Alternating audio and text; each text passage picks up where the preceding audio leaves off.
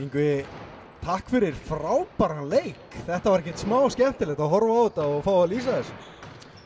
Sko, fyrri hálfleikurinn var skemmtilegur, svona körfuboltaleysið, mikið skorað, en seinni hálfleikurinn var hundleiðilegur fyrir geðu. Bara, þú veist, báðar sóknir eru staðar, við fórum í svæði og ég held að bæði lið hafi gert það jafn leiðilegt og hættu þar.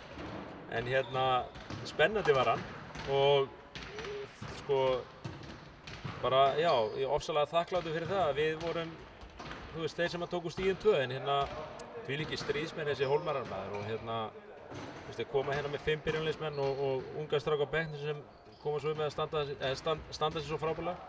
Þannig að þeir voru svakalega harðir en mínu menn líka svakalega sterkir á svellinu að klára þetta út af því að við vorum að spila á föstudeginum.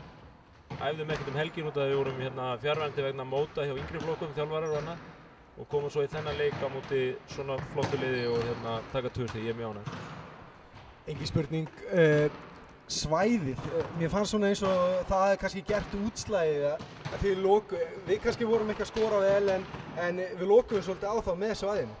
Já, ég meina þeir skora 7 stig held ég í þriðja leikluta. Við snúum leiknum í þriðja leikluta með svæðinu.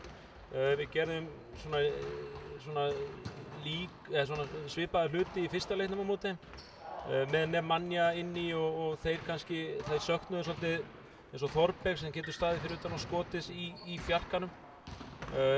Rúnar sem að spilaði samt vel fyrir og hann bara hefur ekki það element þó hann sé góður í mörgu öðru og það auðvelda okkur klárlega svolítið leikinn en ég held að þessi fyrsti leikurinn í fyrstu deildinni sem að sigurliðið skorar undir 90 stig þannig að loksins kom eitt svona, ef að segja, varnarsigur. Og sérstaklega sko af því að þetta var 47 eða eitthvað í hálfleik. Já, ég meina það var bara eins og hvort liðið geti stoppað, að vísu byrjuðu þeir alveg rosalega vel og við unnum okkur inn í leikinn og þú veist, það verður líka hrós okkur fyrir það, ég meina við erum búin að, þú veist, við erum lið sem er alltaf að vera þroskaðra og mér finnst mínir menn geta verið stoltir af því og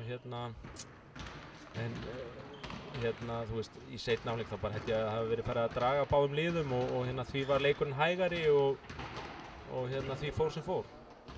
Flott dómgæsla í kvöld, ertu ekki sammála því? Vá, upp á 10.